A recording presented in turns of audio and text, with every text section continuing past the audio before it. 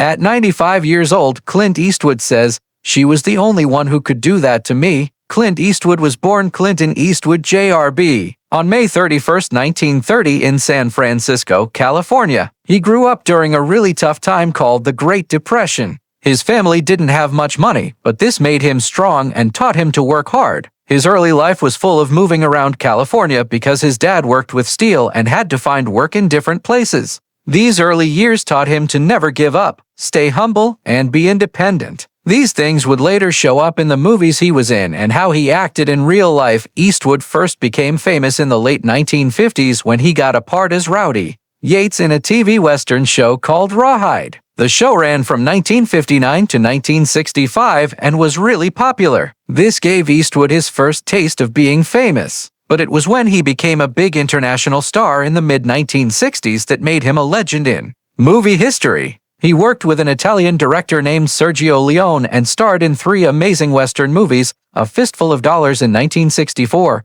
For a Few Dollars More in 1965, and The Good, the Bad, and the Ugly in 1966. These Italian Western movies introduced the world to a mysterious character called the Man with No Name. This was a quiet, tough guy who wasn't really a hero or a villain. People loved watching him. Eastwood's acting changed Western movies forever. He made them darker and more real than the clean, nice cowboy movies from before. In the 1970s and 1980 seconds, Eastwood kept growing as an actor. He starred in and directed many movies that critics loved, and that made lots of money. He created another famous character, Dirty Harry Callahan, in the movie Dirty Harry in 1971. This tough, no-nonsense San Francisco cop became known for getting justice his own way, outside of normal rules. This idea really spoke to people who were worried about crime and didn't trust the government. The movie had several sequels and made Eastwood known as a tough, uncompromising action star.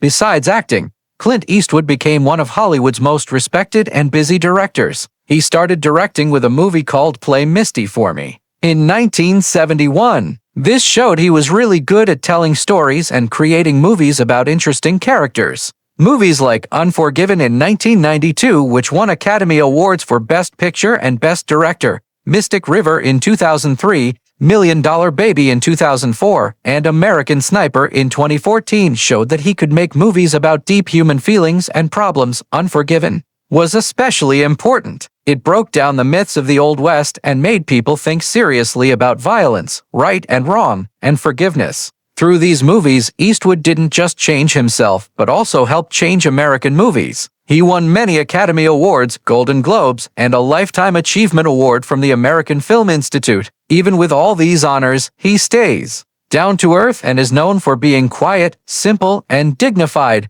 Away from movies, Eastwood has lived a varied life. He was a politician and served as mayor of Carmel by the Sea, California from 1986 to 1988. He's also a talented jazz musician, a devoted father of 8 kids, and someone who cares a lot about protecting the environment. What makes Clint Eastwood really amazing is that he keeps changing and trying new things. When many actors his age had stopped being famous, Eastwood stayed important and creative. Even in his 90s, he kept acting, directing, and making movies that challenged the normal way of doing things. His recent movie Cry Macho in 2021 showed that his creative spirit was still strong. He's one of the few people in entertainment whose work has influenced many generations and different types of movies. He's made his mark on westerns, thrillers, dramas, war movies, and movies about real people's lives. Clint Eastwood, known for his tough movie characters and long career in Hollywood, also got lots of attention for his interesting and complicated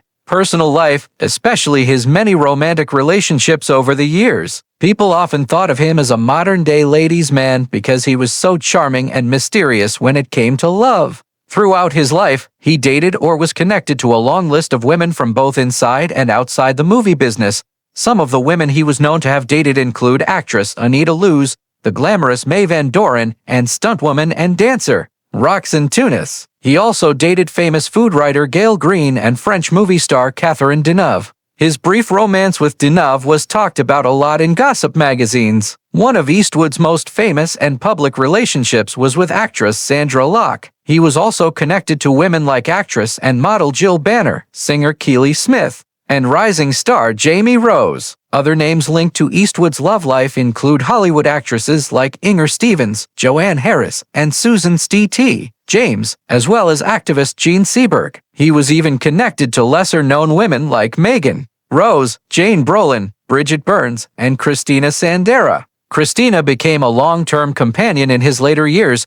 Even though he was famous, Eastwood often tried to keep many of these relationships private, which made his already mysterious personality even more interesting. On December 19, 1953, when he was just 23 years old, Clint Eastwood married Maggie Johnson. She was a model and secretary whom he had met on a blind date earlier that same year. Their marriage started an important part of his life. Even though it looked like a normal marriage, their relationship had problems because of Eastwood's early success in Hollywood and the temptations that came with being famous. They had 2 children together, a son, Kyle Eastwood, born in 1968, who became a successful jazz bass player and composer, and a daughter, Allison Eastwood, born in 1972, who later became an actress and director. However, Eastwood's affairs with other women put a lot of stress on the marriage. By 1984, the couple had separated after 30 years together. Their divorce, finalized in 1984, was reportedly one of the most expensive celebrity divorces at the time.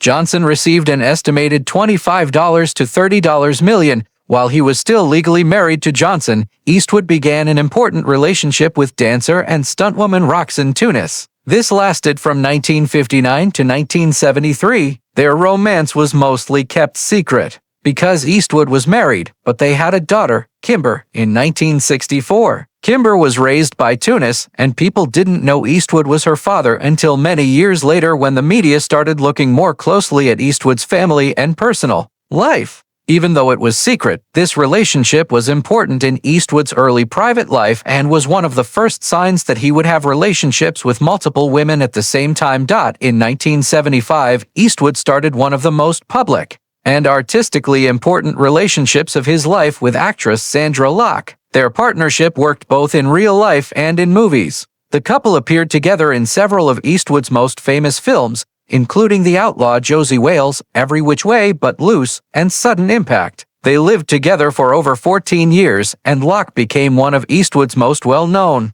companions. However, even though they were close both professionally and romantically, Eastwood was allegedly involved with other women at the same time and reportedly had at least 3 children during his time with Locke. This later caused controversy and legal fights between them. Their relationship ended badly in April 1989, leading to a highly publicized court battle where Locke accused Eastwood of lying and hurting her career. One of the secret relationships Eastwood had during his time with Locke was with Jacelyn Reeves, a flight attendant. Their affair, kept secret for many years, resulted in 2 children, Scott Eastwood, born in 1986, and Catherine Eastwood, born in 1988. For a long time, Reeves raised both children away from the spotlight, and people didn't widely know Eastwood was their father until Scott started trying to become an actor in the 2000s. Scott has since become a rising Hollywood star, getting his father's rugged charm and following in his footsteps in both style and career. Catherine has also tried acting and writing, though she has stayed more private than her brother. After his breakup with Sandra Locke, Eastwood's next serious relationship was with actress Frances Fisher. She's best known for her roles in movies and TV shows, including Titanic and Unforgiven. Their relationship began in the early 1990s and lasted several years. In 1993, they had a daughter, Francesca Eastwood, who later became a TV personality, actress, and model. Like many of his previous relationships, Eastwood's partnership with Fisher eventually ended, though they stayed friendly and worked together to raise their daughter. Clint Eastwood got married for the second time much later in life. On March 31, 1996, he married Dina Ruiz, a former TV news reporter. Their marriage was more normal and public than many of Eastwood's previous relationships. Dina often went with him to movie premieres and public events. The couple had one daughter together, Morgan Eastwood, born in 1996. She sometimes WS or public appearances. This secrecy has only added to the mystery around his personal life. Nevertheless, Eastwood has stayed close to many of his children. Several of them have followed him into the entertainment business in different ways. Despite how complicated his personal relationships were, Eastwood's reputation as a father, partner, and Hollywood icon continues to fascinate people. At 95 years old, Clint Eastwood, a legend of American movies, known for his quiet toughness, unshakable strength, and almost magical status in Hollywood, shared a rare and emotional confession that shocked people who thought they knew the man behind the legend. In a quiet moment of thinking, the weathered actor and director, whose life had been filled with fame, money, and a long list of romantic relationships, said just 9 haunting words: "She was the only one who could do that to me." He was talking, of course, about Sandra Locke, the woman whose presence in his life had left a scar so deep and lasting that even 9 decades of living couldn't quite heal it. The words weren't said with anger, but with a deep, almost spiritual pain, as though he were revisiting a part of his life he had never truly finished. Sandra Locke was more than just a co-star in films like The Outlaw Josie Wales, The Gauntlet, and Bronco Billy. She was Eastwood's inspiration, his equal, and perhaps the only woman who ever truly challenged him both artistically and emotionally. They met in 1975, and from the moment their eyes met on the set of The Outlaw Josie Wales, something changed in Eastwood. He was no longer just the steel-eyed gunfighter or the grizzled anti-hero. Around her, he was human, exposed, almost tender. Their relationship, which lasted over 13 stormy years, was filled with intense passion, artistic collaboration, emotional ups and downs, and ultimately a painful and very public falling apart. And yet, despite everything, the lawsuits, the betrayals, the silence, Locke had left a permanent mark on him that neither time nor success could erase. When Eastwood said the words, "I couldn't walk after," it wasn't just a saying or a figure of speech. He wasn't talking about a physical injury, but rather the emotional paralysis that happened after their relationship ended. In a life filled with movement, movie sets, political interviews, award stages, director's chairs, Locke's departure had stopped him in his tracks. He described the breakup as a kind of collapse, an emotional shutdown that left him confused and empty. "She broke something in me," he once admitted to a close friend, "and I never figured out how to fix it." For a man who had survived the tough pressures of Hollywood for over 6 decades, fought in war, directed Oscar-winning films, and commanded respect with the force of his presence, it was shocking to imagine that he had once been brought so low. Not by an enemy, but by a woman he loved. Clint Eastwood, who had always maintained control in his life on and off screen, seemed to give up that power, however briefly, when he was around Sandra Locke. She was a brilliant, sharp-tongued actress with a strong will and a razor-sharp mind. Unlike many of the women he had dated before or after, Locke wasn't happy to stand in his shadow. She demanded to be seen and heard, and she saw through the myth of Clint Eastwood to the vulnerable man underneath.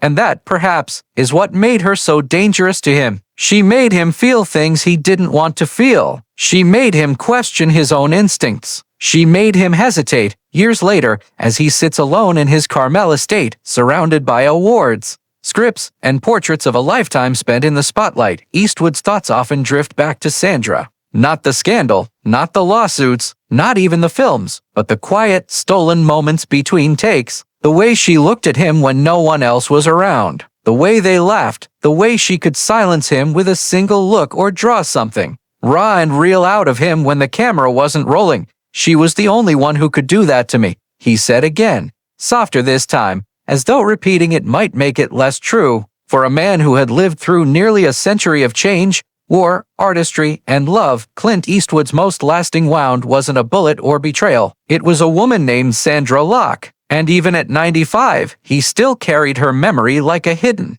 photograph in the pocket of his heart, worn around the edges but never thrown away.